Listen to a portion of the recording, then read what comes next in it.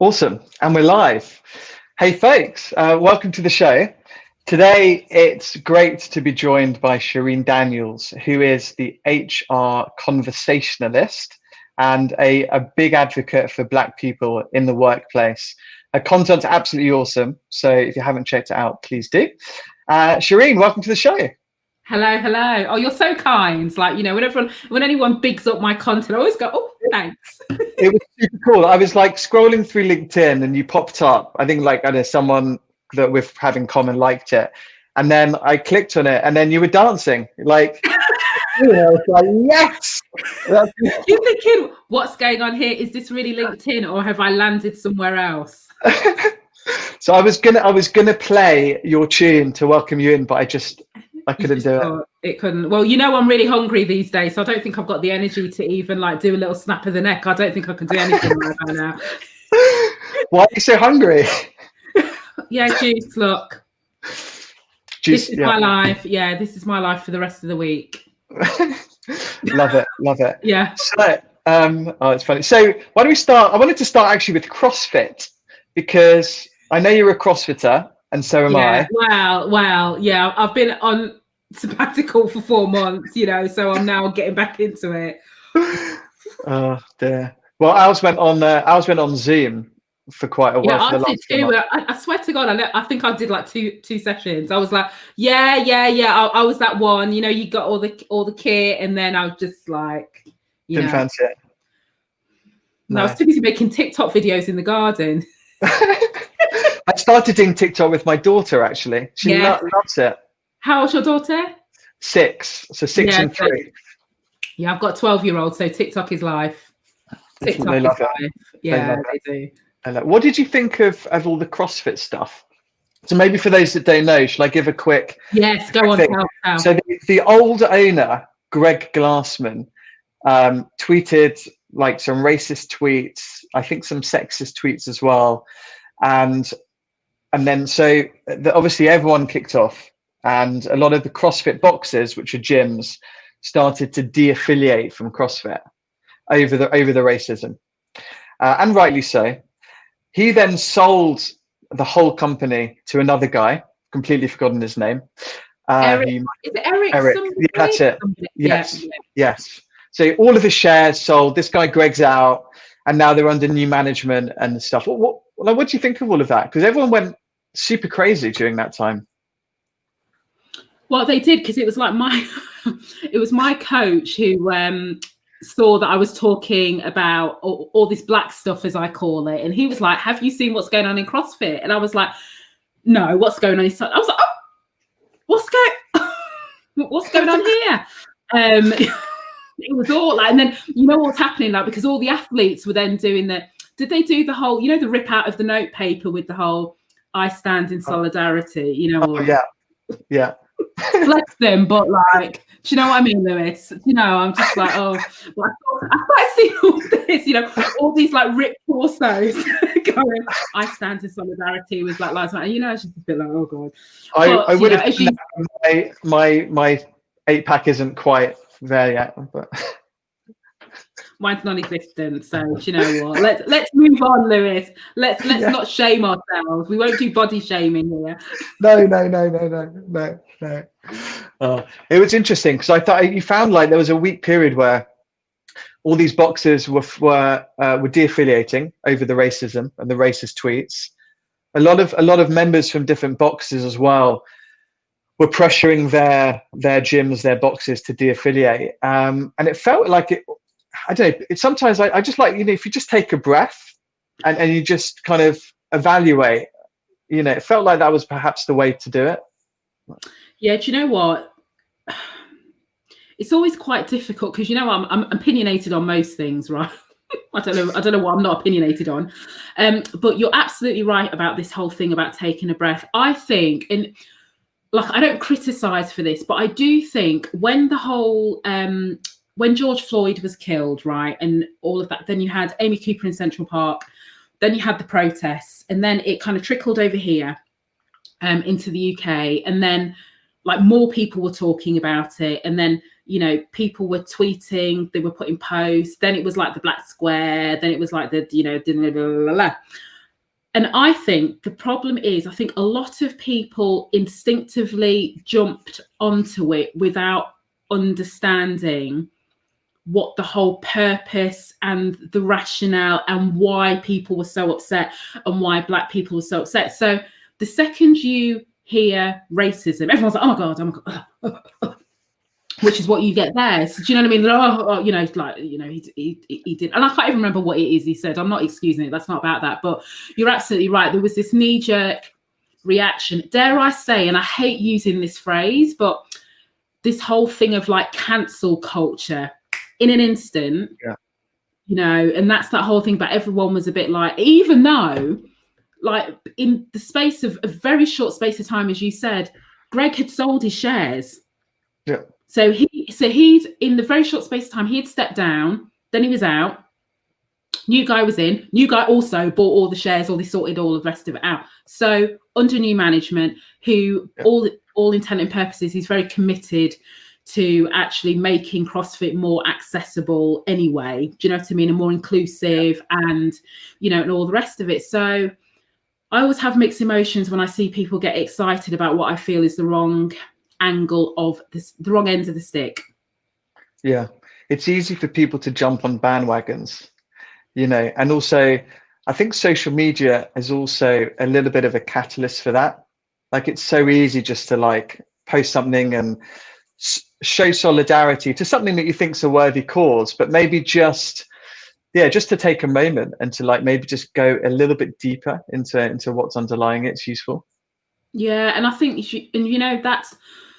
it's one of the reasons why I do video, if I'm really honest, because, like, listen, people come for me for all sorts of stuff that I say, but it's harder to misinterpret when you can hear somebody, and, you know, in video, I've got time to explain. It's my words, you know, I do my own editing, you know, so it's me.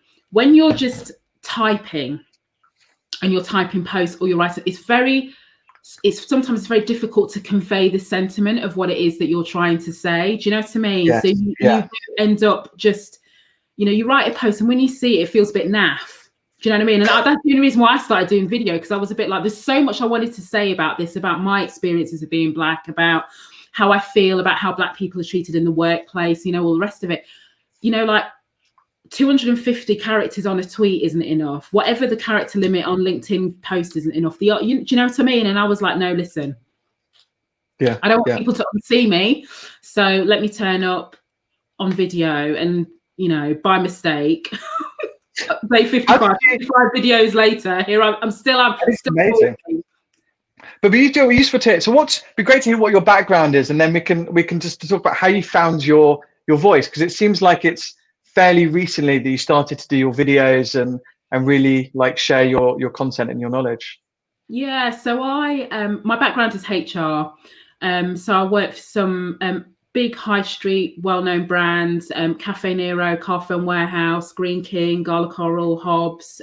Started off my career in international risk management. Also did a little bit in politics for a while last year with Operation Black Vote, which is all about increasing representation in the political world that we live in within the UK. So I did that and started my own HR consultancy last year. So it was tip along. That was, you know, like hard work. Whoever tells you starting your own business is like the glamorous, you know, the entrepreneurial. I must have missed the Lamborghini. Starting a business is tough. To start with, you know, you're working longer, harder, for less money than you were before, and you're doing everything. You know, it takes and then takes some, time. and then some, and then some. So I was living that not so glamorous world, but equally, I did like being captain of my own ship. I'm not going to lie, I do like, you know, just deciding what I'm going to do. And then anyway, when all of this happened in the US, and it started to trickle here. And I probably was very, very affected by the Amy Cooper video. Not that the George Floyd murder wasn't shocking, but dare I say that for some extent we've been quite desensitized, because there are so many Black people that have been killed in police custody, whether it's in the States. We've even got examples here in the UK that not a lot of people don't know about, but, you know, that's still the case, right? But it was the Amy Cooper video in Central Park when I saw basically a woman weaponized her whiteness against a black man. You know what I mean? And it was that moment of, I guess, confronted with reality that despite all the progress that we think we've made over the last decades, do you know what I mean? How many decades we've been fighting for like equal rights. There are Amy Coopers of the world, and I reflected on me personally. And, you know, one of the things that I said quite early on is that I have worked with the male and female version of Amy Cooper. I have trained in the gym with Amy Cooper. I have gone to the same party, gone to the same corporate event, spoke at the same corporate, you know what I mean? So it was this realization that as Black people, our position was still as precarious as it probably was all those years ago. We just look and dress different and have more technology and live in different places, but fundamentally nothing has changed. And what prompted me to speak out is because here in the UK, the very British way that we do, right? So we're all going, oh, it's terrible what's happening. Oh my goodness, that poor black man, George Floyd, he's done. Oh, it's just as well we don't have this here, isn't it? We are not racist. We are the most tolerant. And I'm like, pardon? What's going on? And then I was just like, hold on a minute. And so literally in the run up to me doing my first video, you actually see me start posting on LinkedIn, and then my posts are getting quite like pokey. And I'm normally like really chilled. Do you know what I mean? I'm very conscious of being the black woman. So I'm very, you know, what's the word? I censor a lot of what I say and how I show up, because I don't want to be seen as that black woman who's the challenging one, because that's what I've had in my professional career. But I'm starting to go, and then I was like, no, that's it. I've got to talk. And that was my day one video, 31st of May. Yes. 31st of May. Crazy. And you've done one a day, at least one a day since then. Yeah. How did you find doing your first one? Was it quite nervous? Like, did you really have to like kind of pluck up the courage to start like opening up and sharing how you felt about these issues? Do you know what? For me, the easiest bit, I know people won't believe this because they'll be like, oh my God, it's my worst nightmare. But the easiest bit for me is actually speaking on video. Like it doesn't faze me at all. So I wasn't bothered about that. I just spoke, and, you know, all this stuff came out that I wasn't planning. So I didn't script it. It just, you know, story of my life. I just spoke, right? But the challenge came when it came to posting it. That was the bit. That was the bit. You actually like pressing post. So when it was posted and sat on YouTube, because, you know, nobody looks on YouTube really from a professional sense. The issue was when I went to go and share it on LinkedIn, that's when I had basically a meltdown the night before. So I didn't sleep the night before. I was like crying my eyes out like a child. And my partner was literally going, if you're that upset over a video, like, don't post it. Yeah. And I was like, but I can't not post it. And he was like, well, like, you're in a state, so just don't post it. And I was like, no, I've got to post it. And the reality is, Lewis, I was so conscious of, you know, nobody else was talking about this here. Nobody else was talking about this in the business space. So not only was I going to be first, I was going to talk about what it is to be black. I was probably going to say some quite challenging things, and I was going to give voice to things that I've wanted to say for all of the 17 years of my career that I've never said. Yeah. So then I thought, and as we said, no Lamborghini, right? So I'm thinking to myself, I'm just starting my business. Nobody's going to want to work with me, talk to me, collaborate with me, particularly because my network is a very, very white network. So, you know, and I was thinking, that's it. They accept me providing I don't bring all of my blackness, or that's how I felt. Do you know what I mean? So by talking about this, I am putting my blackness at the forefront when I've spent 17 years of trying to assimilate and make the colour of my skin a non-conversation. So I'm accepted. And now I'm taking away all of that by posting this video that's going to make people deeply uncomfortable and. But you've had such great responses to these videos now, right? So yeah, it's interesting how you thought it would be perceived. It was completely the opposite, right? Everyone was like, give me more stuff. Give me more content. Yeah, well, I thought that literally I had the talk, you know, with like your other half, and you have the talk, right? And I was like, listen, so I posted the video, this is in the morning, I was like, you know, you've got a plan on you working for a year and being the sole breadwinner, because I can't tell you like I'm just gonna regroup, because he was like, what are you gonna do? And I said, I don't know, but I feel like I need to rethink what I want to do, because it was, you know, and I was still dealing with almost the trauma of all of that, because it's and even still now, I'm still working through, you know, understanding what I know, what I didn't know, you know, so all of that stuff was going on. So I just did that, and, you know, you don't pay attention, and then I was starting to get like drip, drip, drip, drip, and then I started to get like messages, then I was starting to get WhatsApp messages, then I was like drip, drip, drip, drip, and then before you know, and then the day after I recorded a video interview, and that's the one that went like to lots and lots of businesses, and where you see me cry basically, which is very embarrassing, but you know, I'm probably the only person that can cry, swear, and laugh in one whole video interview, but that's what I did. No, I think, look, congratulations. I think it's amazing. I mean, you're obviously very passionate about it, clearly, and you know, it's great that you're leading, you know, by example, and having the courage to share your thoughts and stuff, because people want to, you know, people want to hear about it. People want to try and do better in it, and I think it's great. From your, so kind of on your HR experience, and I guess following your HR career, what role do you think HR can play now in tackling these injustices? I think HR has got a very, very big, important role, but I think, like, this is a generalization, clearly not everybody, but I think generally they are still very slow to get the memo.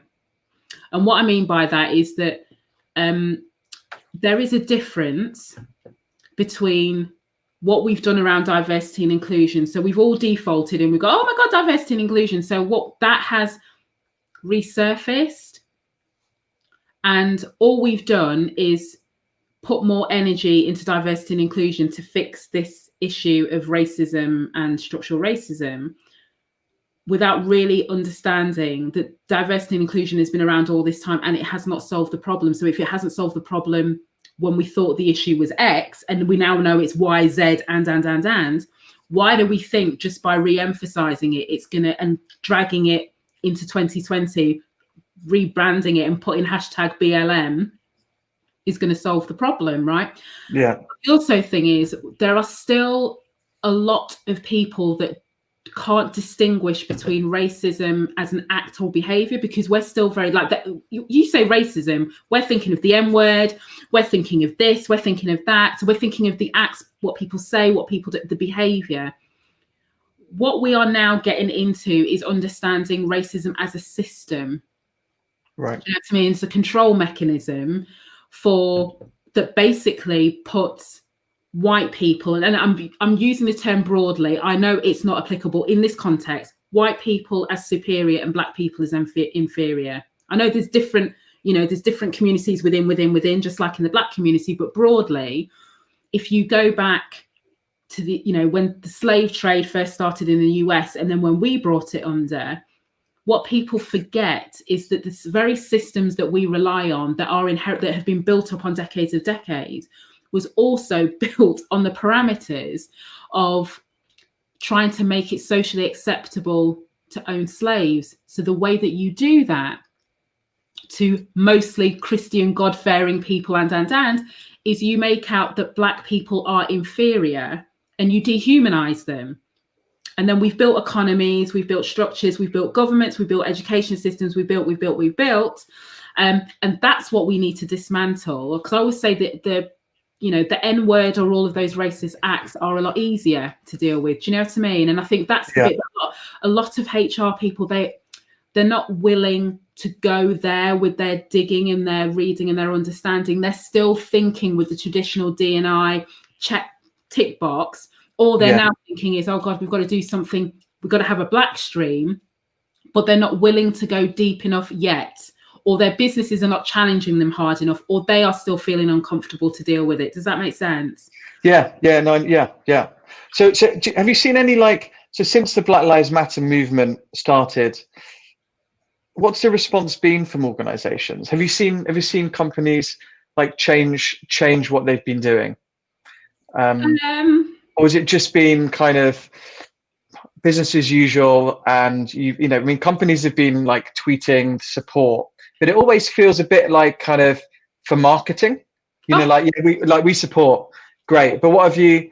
I don't know what they actually showing solidarity, posting something, but what are they actually doing though? Yeah. Have they changed the way they've done anything? Do you know what? In normal business terms, we always talk about a third, and a third, right? I don't even think it's a third. I'm thinking like it's like an eighth, an eighth, an eighth, and an eighth. So I think there's a couple of things at play. I think one, a lot of senior leadership teams thought this would be over by now. So I've heard anecdotally that from, as I keep saying, like people keep whispering in my ear about what's going on. There's a lot of very senior businesses with some very senior brands who basically said they think that people are overreacting. This isn't a thing. Right. Britain isn't racist. Black people are playing the victim. Black people are using this as an excuse to justify why they have not progressed within the upper echelons of society. So when people are no longer protesting in the streets, that will be it done, and it will be business as usual. And I've had a good solid handful of, it's all anecdotal because I haven't heard that element of it directly. But then when I've been speaking to some senior leadership teams, there is an element of like we want to do enough to take the pressure off. So to kind of tick the box saying we're doing something, and then hope that will carry them a certain way while they go back and focus on whatever else it is. And then the other dynamic that you have is a lot of businesses are worried about taking things too far, meaning they don't want to be seen to be giving preferential attention to Black people because it's not fair that they're not giving it to their white employees. So i.e., so like I guess quotas could come onto that. Quotas come onto that, social capital. So basically, they're worried that they're the majority, which is the white majority, will feel like they are turncoats by prioritizing Black people because it's giving the impression that Black people are more special than white people. I mean, the irony of all of that. I'm desperately trying not to swear. I'm desperately trying to sound very balanced when I'm saying, because you see how slow I'm talking. I'm talking really slow, Lewis, because I'm trying to not call out the bullshit because it's bullshit. But do you know what I mean? I'm trying really hard. When you see when you talk really slowly, that's when you know. I know you're like. So this, I mean, so you're talking a little bit about recruitment, really, right? So recruitment the whole thing, and then the whole yeah. You're talking about the recruitment. You're also talking about some of the fundamental belief systems that underpin the way we do things. One of which is that we might not have the American dream like the US has, but what we have is the meritocracy dream, right? So if you work hard enough, if you get your head down, do everything that you're meant to do, you will progress and you will get opportunity. So therefore, there's a lot of business leaders who look around now and go, well, the reason why there are no Black people in my business, or there's not enough senior people in my business, is because there isn't anybody good enough. I mean, listen, Lewis, I've got receipts from my days back in HR when I've got where senior, very, very senior people have committed that sort of nonsense on email when they've talked about women, when they've talked about members of the LGBTQ community, when they've talked about people with disabilities, when they've talked about diverse individuals, ethnic minorities, and always followed by not being funny, Shereen, but I still got it. It's crazy. Crazy. That's the problem. Has it changed, or is it still the same? What do you mean in terms of?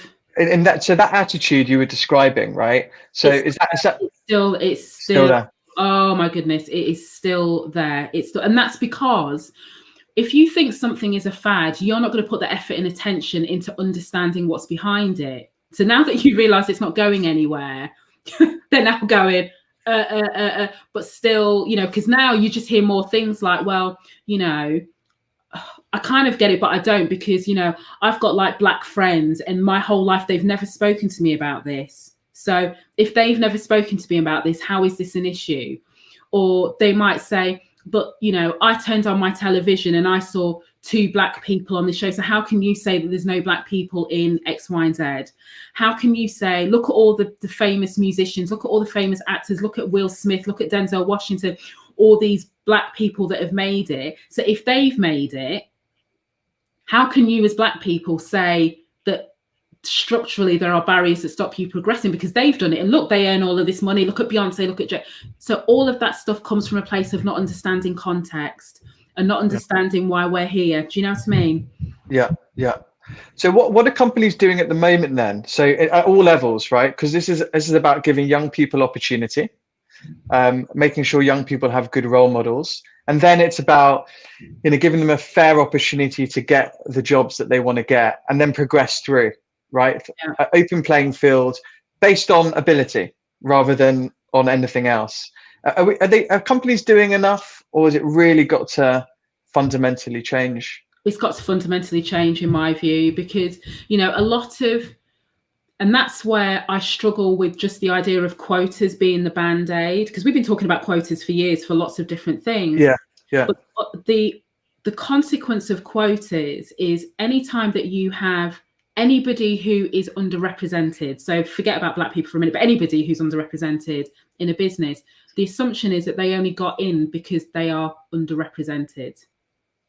Yeah. Do you know what I mean? So it's like, because you hear it now, and I remember even, and I think I've bookmarked it, I read a Financial Times article last week that was talking about Moody's adjusting the rating for Lloyd's because of they published a diversity statement, right? But they were talking about the impact of ESG, environmental, societal and governance and all of that sort of stuff and on the ratings. When you read through the comments, the implication was that as a business, Lloyd's was dumbing down the quality of the people that they would hire because of the fact that they were talking about these quotas. And Financial Times, so we've got an idea of the type of people who reach Financial Times. I would say the most challenging comments that I've had, that I've been trolled by people, have been board of directors, non-exec directors, HR directors, chief people officers, who fundamentally believe that this is not a thing.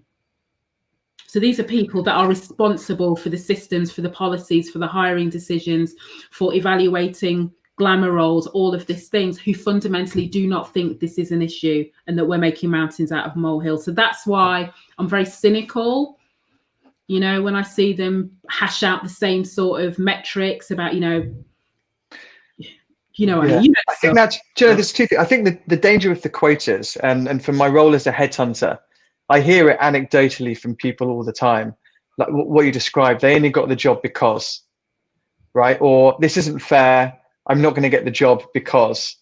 And then you have companies such as Lloyd's, like you mentioned, where if they have to publish their diversity stats, the negative side of that is they can be kind of like massaged, or like the practices you described aren't good, right? You don't be dumbing down anything.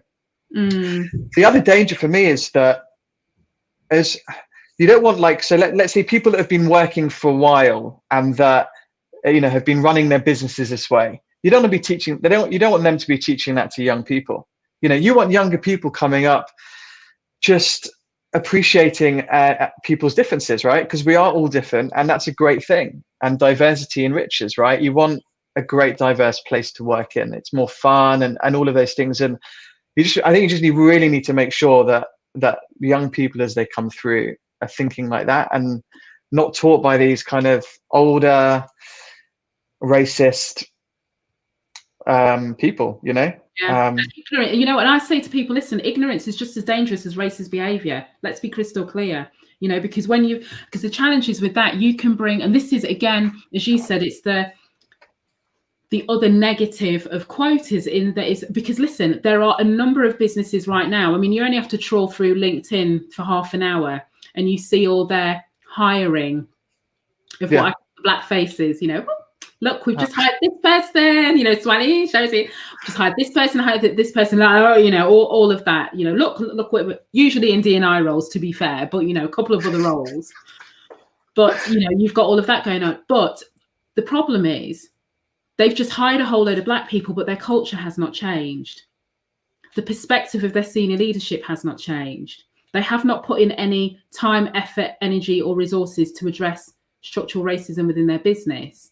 They haven't looked to understand whether they have their employee base, their workforce, on what scale of racist to ignorance to just, they've not done any of that work, and they don't want to do that work. They just want to do enough to make sure that anybody looking inwardly will say, well, that's a business that's got their proverbial together, Yeah. But also the thing is, you look at how long senior leaders stay in roles, and it's not long. I think the average tenure in a job is like 2.5, 3 years in the UK. I think it depends, but I think it depends on the level. Do you know what I mean? Because in some businesses, what do you call it? Like it's like, what is it, like the gilded cage or something like that? So you've got, when they talk about like at the top of the pyramid, and you come to some, maybe like one layer, those people aren't moving. So you can put in all the diversity targets that you want with all the breakdown that you want. But if those people are not going anywhere, and the business is stagnating, so it's not growing, or it's not going through hyper growth because of where we are in the economy, then if they put all of their energies by saying we're just going to increase the number of Black people, and they're just going to increase more in the bottom entry level, but they can't rise, but they're also not addressing the structural issues, so those people leave. And that's my issue with traditional diversity and inclusion approaches, because that's what they've been doing. Like, I haven't done it. I would never do it. It's too personal for me. I've always said, like, people keep asking me, would I go and do it? And I'm like, no, listen, I'm too impatient. I want change tomorrow. I'm not ready to wait another 200 years. Do you know what I mean? Yeah. It's interesting. I think it felt like there was just there's been this like big window and opportunity for companies to really change things up off the back of the Black Lives Matter movement and stuff. And you're right. I mean, it just feels like people have just drifted back into what they were doing before. Yeah, and I think, there are, look, I'd like to believe, because, I do talk to some companies that are desperately trying, but also the thing that what I will say everybody else has to understand is they struggle with understanding the context because they don't have access to people who can give them the strategic lived experience context. That's the difference. So they might go to their more junior Black person and put a whole lot of burden and trauma. That's a whole separate kettle of fish. But they go in there, those poor individuals who are now expected to be like educating their whole business and their colleagues and their boss and the board, because that's happening, getting plucked, to go and sit in board meetings and go, just talk to us about this Black Lives Matter thing then. What is it we should be doing? Or being asked to draft statements because they're asked to do that. Or, honestly, Lewis, if I told you some of the stories, you would actually cry, because it is so like selfish and self-centered and one-dimensional, all the things that you said at the beginning, very knee-jerk. And it's people thinking about how they look versus what is the right thing to do, and understanding what the real problem is. Yeah. And unfortunately, it's another angle of exploiting Black people, because we are here to serve white leadership teams in a bigger capacity than our white colleagues are, who are not asked about any of this because they're not Black, right? But they're expected to do it because they're Black. Do you know what I mean? So that whole, it's very, very messy. And you can tell the companies that think about it properly, because they're taking their time. They're seeking to understand before they go and do. Yeah, it's true. I mean, look, I recruit for some great firms, and as part of our search process, we go through like the whole list, like who we found, what their profiles are, what their backgrounds are, what's the story, like the whole thing. And a lot of businesses are trying to do it the right way. Also, I find a big difference between big firms versus smaller firms. Like I look at, you look at some SMEs, and they're fantastically diverse and representative of the city that they're in, right? Like, I mean, London's so multicultural. Your businesses should be reflective of that. But I think the key word you use, Lewis, is should. Should be. But it's funny, like it isn't even in London. I think the bigger companies aren't typically. I don't know why that is. I think some smaller companies are. I don't know if you see a difference or not. No, I actually think in some instances, smaller companies have the opportunity to affect bigger change.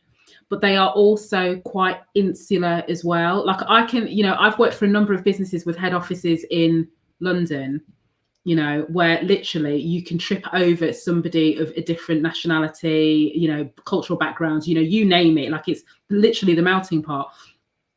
And how is it that I'm the only Black person in a business? How is it I'm the only Black person on a senior leadership team? How is it that you can count the Black people, excluding the cleaners, excluding the security guard? How is it that you can have London businesses that have a lot of Black people in their frontline operations, but yet have nobody when you start getting to middle management, senior management, and then the C-suite? So, and this is what I talk to leaders about. And, when they go, yeah, but, that's just been like accidental, because then they start getting, we hired the right person for the, all of that stuff. Well, I focused on the right person. And I know from my experience, and I say to them, well, because I know how I was treated and how I was looked upon when I hired a lot of diverse people into a team that I was managing, and people thought I was making an equal ops statement. But it's okay to have an all-white department, but I can't have 4, 5, you know what I mean? And that's when you start getting into the roots of it. That's when you start getting into the structural stuff and people's perspectives. And, that's then when all of this comes out. Yeah. Having that conversation, you miss being able to tackle the real issues here. Yeah, that's true. What do you think of like blinding CVs, automating some recruitment processes? So for example, I know when you're doing bulk recruitment, I find some companies, it's all online. So you do the psychometrics, there's no names, no backgrounds. Do you think do you think those are useful? No. No. No. Why not? No, Lewis, I do not. I don't. You thought I was joking, didn't you? You thought I was. Yeah, it'd be like great. No. I tell you the reason why I don't. It's because at some point there's a face-to-face interview. So the blind CV doesn't matter, because the difference is with Black people and any other underrepresented group is that we cannot hide the colour of our skin. So, you may not know where my first name is actually Persian, actually. So most people don't know that it's Persian, right? So you might not. But if I had, I'm not even going to say an African name. If I had a name that was traditional from Ghana or Nigeria or South Africa or, any of the, African countries, and you can take that off. But then the second you see me, you're trying to make a judgment as to how I will fit in your department or your team. And the other thing that I say is that you can blind CVs and automate all of those processes all you want, but it doesn't change the culture of the business. And that's been the problem. We've spent so long going after the easy things. We've tasked recruitment people, we've tasked agencies, headhunters, and gone, you've probably had the briefs, right? Can you find me some diverse people? Because we're looking a bit, and so you go and do the work. And you go and get in. But what they haven't thought about is the experience of that person going into a business where they're on their own, where nobody looks like them. Do you know what I mean? When they can't even freely, even as a senior person on 6 figures, I can never go and hire an all-Black team if I wanted to, even if I wanted to, Lewis.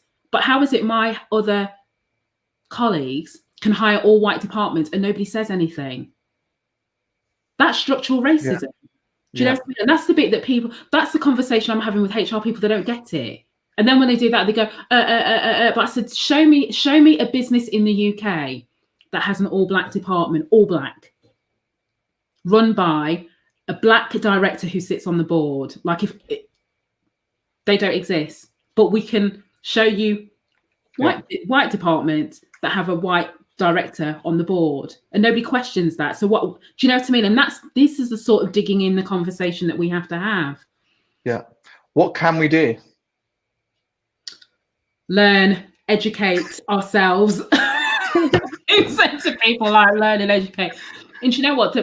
From a business perspective, like, clearly my focus is on Black people. So my thing is always like, look, first off, how are you supporting the Black people that you do have in your business? Before you go running off about your quotas, before you go running off to do your statements, counting how many Black friends you know. Do you know what I mean? Because, we all need to read about that, don't we? Do you know what I mean? So it's a bit like, before you go off and go and do that to make yourself look good, how are you treating the people in your business right now? How are they feeling?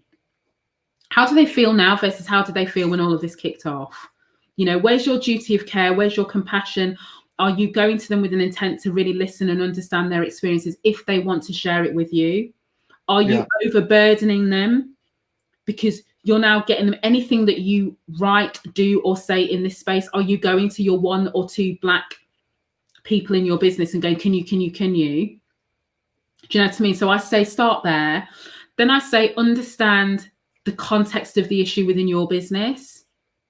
Hold a listening forum, hold a listening circle. If you've got Black networks, go and talk to them with humility and be humble, because they've existed in your business all this time and you've not paid them any attention in terms of understanding what life is really like for them. Just because you're ready, don't expect them to be ready. So you keep knocking on the door until they are ready to engage with you.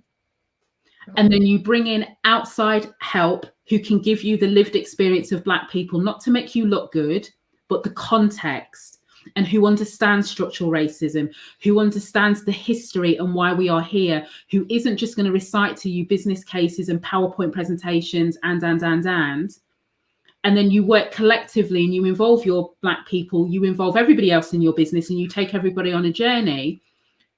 But you align all of this according to your values. And I say to some businesses, you might need to reevaluate your values as well. If this is important to you, if being an anti-racist business is important, stick it to your values. Yeah. Because then there's no moral ambiguity. And then you manage people appropriately. You bring people in appropriately. You build a culture appropriately. Does that help? Yeah. How do you do that virtually now in the new post-COVID era? Really? Same way, or just Same way. Yeah. Same way. I've run forums and listening groups and spoken to C-suite, and I do stuff in the States. I do stuff here. No different. And actually, because of the COVID-19 and because of the remote working that we're used to, it actually gives companies better access to the right expertise and the right resources I need. Like I say to people, there's only so much I can do. I can't do everything for you, but there's other people over here and other people.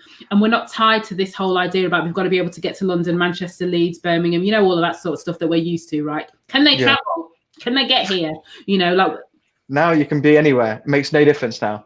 The great thing now is that your talent pool is so much wider.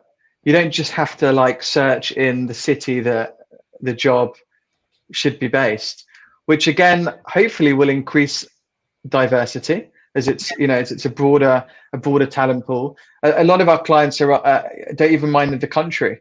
We do board level search, and a lot of the roles they can be based anywhere, which again much gives them such a wider pool of talent, which is great. I mean, even for me as a HR person, I'm looking for an intern, to finally in a space where I can, hire a little part-time intern.